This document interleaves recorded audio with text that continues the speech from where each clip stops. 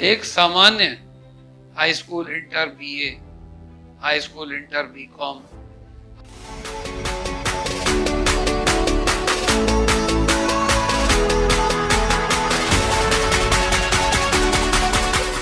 Dear learners, रोजमेरियंस, countryman, आइए तो आज बात करें कि एक प्रोफेशनल एजुकेशन लेने वाले और लिबरल एजुकेशन से ग्रेजुएशन करने वालों के जीवन शैली में अंतर क्या होता है। हम ये कहेंगे कि प्रोफेशनल स्टूडेंट जो स्पेशलाइजेशन करता है इंजीनियरिंग में, मेडिकल में, जो सीए बनता है, इन सब का फ्यूचर कैसा होता है? इन सब का फ्यूचर एक पक्षीय होता है, अर्थात वो सब चीजें तो नहीं जानते, लेकिन अपने क्षेत्र की हर चीज को अच्छे से पहचानते हैं। उनके जीवन का स्कोप नैरो नहीं बल्कि डीप होता है।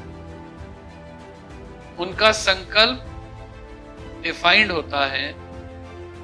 वो विद्यार्थी होते हैं जो किसी स्पेसिफिक फील्ड को अच्छे से कर सकते हैं। जैसे एक है साधे सब सधे, सब साधे सब जाए, वो ऑलराउंडर नहीं होते, वो स्पेशलाइज्ड हो जाते हैं। जबकि एक सामान्य high school inter BA, high school inter BCom, high school inter BSc करने वाला जो व्यक्ति होता है, वो पोस्ट ग्रेजुएशन तक होते होते ऑल राउंडर। ऐसा व्यक्ति बिजनेस में, सर्विस में, ऐसा व्यक्ति प्राइवेट जॉब में, ऐसा व्यक्ति कॉन्ट्रैक्ट में, सब जगह सफल होता है।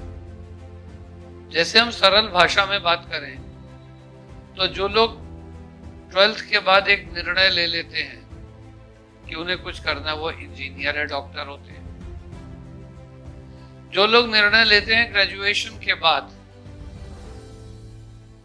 वो लोग आर्मी में जाते हैं, सिविल सर्विसेज में जाते हैं और जितने भी क्षेत्र हैं उनमें आगे बढ़ते हैं। ठीक इसी तरह से जो लोग यहां पर भी उनके पास अभी कोई निर्णय नहीं होता, वो लोग एमए करते हैं। पंजाबी में इसे एमए करने को एमए ही करते हैं, बेकार ही तो करते हैं, क्योंकि किसी क्षेत्र के लिए तो फिट हो ही चुके हैं कॉम्पिटिशन्स के लिए। लेकिन एमए क्यों करते हैं? कुछ लोग इसलिए करते हैं कि उनको और गहराई में जाना होता है, और ज्यादातर लोग इसलिए करते हैं कि खाली है, something is better than nothing. तो ऐसे लोग आमतौर से पोस्ट ग्रेजुएशन करके नेतागिरी में आ जाते हैं, क्योंकि उन्होंने 2 साल में नेतागिरी करने के लिए ही तो एमए किया होता है। तो देखा ये गया है कि आखिर में एमए होता है, जिन्हें हम बैक बेंचर कहते हैं। बैक बेंचर कौन होते हैं? जो इन सभी को चलाने लगते हैं, इंजीनियर्स को, डॉक्टर्स को, ब्यूरोक्रेट्स को। और ये एमए करना या ना करना बिल्कुल वैसे ही होता है जैसे लालू जी को कह दें एलएलबी कर रखा था, और उनकी पत्नी को, राबड़ी देवी को, ये भी नहीं पता था कि अंगूठा सीधे हाथ का लगता है या उल्टे हाथ का। तो वो पॉलिटिशियन की पत्नी होने की वजह से, जैसे वकील की बीवी को वकील नहीं कह देते हैं, टीचर की बीवी को मास्टर नहीं कह देते हैं, डॉक्टर की बीवी को डॉक्टर नहीं कह देते हैं, बन गई। और एक वक्त ऐसा आया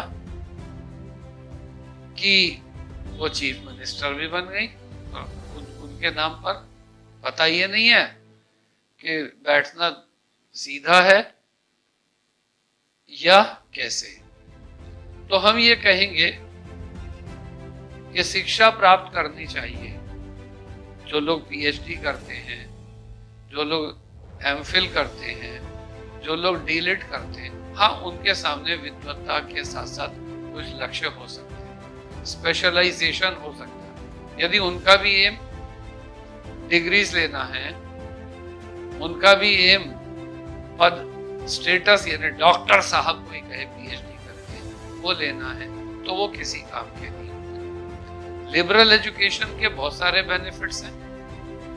सबसे पहला बेनिफिट ये होता है कि जिन लड़कियों को 18 साल के बाद शादी ही कर दे दीजिए है, बच्चे ही पैदा करते हैं, तो वो अच्छे से खुद से विकास कर पाए या ना कर पाए।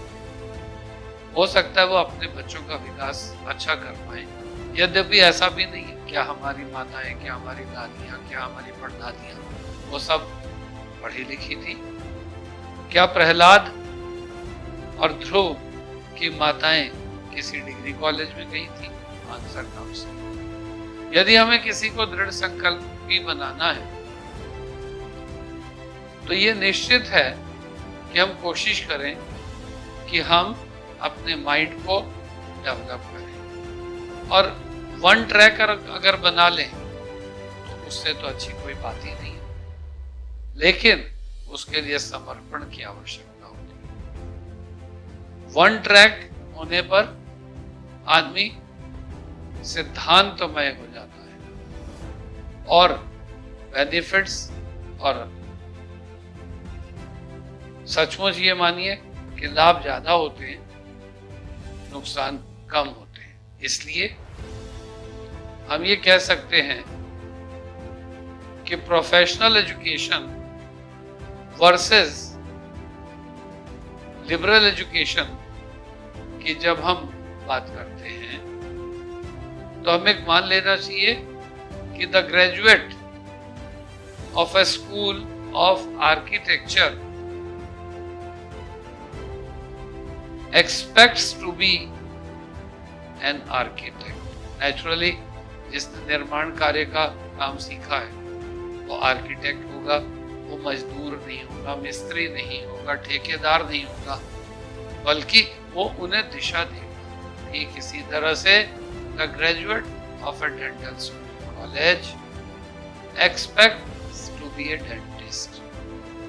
जिसने 4 साल दांतों की विद्या को सीखा है वो दांत ही तो सुधारेगा, आई स्पेशलिस्ट आईज ही तो ठीक करेगा। लेकिन the graduate of liberal arts college, what he और शी इज फिट फॉर। तो हम सब जिन लोगों ने ग्रेजुएशन की है वो किसके लिए फिट होते हैं? हमारा ऑल राउंडर। हमको खेलना भी आता है, हमको गाना भी आता है, हमको पढ़ना भी आता है, हमको पढ़ाना भी आता है, हमें दुकान चलानी भी आती है, हमें ठेकेदारी भी लेनी आती है। इससे गलत कुछ नहीं होता।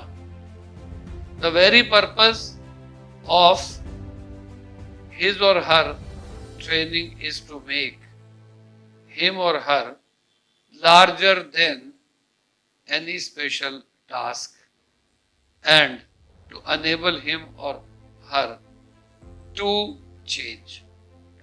हर परिवर्तन में, हर परिस्थिति में हम खरे उतरे। इसलिए हम 12th के बाद बीए, बीकॉम, बीएससी आदि आदि करते हैं ताकि हम उस स्टेज तक आते आते मैच्योर हो जाए। तो अगर जरूरत पड़े तो हम एक टास्क से दूसरे टास्क पर शिफ्ट कर सके। मान लीजिए कि मैं नौकरी करता हूं और मेरे फादर एक्सपायर हो जाते हैं, वो नहीं रहते और उनका बहुत बड़ा बिजनेस है, तो मैं लिबरल आर्ट का अगर व्यक्ति हूं तो मैं सर्विस से बिजनेस में बिना किसी दिक्कत के, बिना किसी परेशानी के, बिना किसी लॉस के एडजस्ट कर पाऊंगा। लेकिन एक डेंटिस्ट को कह दो तेरे पिताजी का पान का बिजनेस है तो अपना माथा पकड़ लेगा ना। इसलिए विद्यार्थी कम जानता हो लेकिन सब कुछ जानता हो, सभी क्षेत्रों में उसकी रुचि हो, उसकी आवश्यकता हो, उसने उस तरह से अगर जिंदगी जी है, कॉलेज में रहा है, यूनिवर्सिटी में रहा है, तो निश्चित रूप से उससे कोई भी कार्य कराया जाए किया जा सकता है। इसलिए हम ये कहेंगे कि जो प्रोफेशनल स्टूडेंट है और या फिर जो लिबरल आर्ट का स्टूडेंट है, दोनों की अपनी अपनी विशेषताएं हैं, दोनों की अपनी अपनी व्यापकताएं हैं, दोनों का अपना अपना विस्तार है। इसलिए किसी भी माता पिता को इस बात से तंग और परेशान नहीं होना चाहिए कि वो तो अपने बच्चे को डॉक्टर बनाना चाहते थे और बन गया वो अध्यापक। That is all for today. Thank you.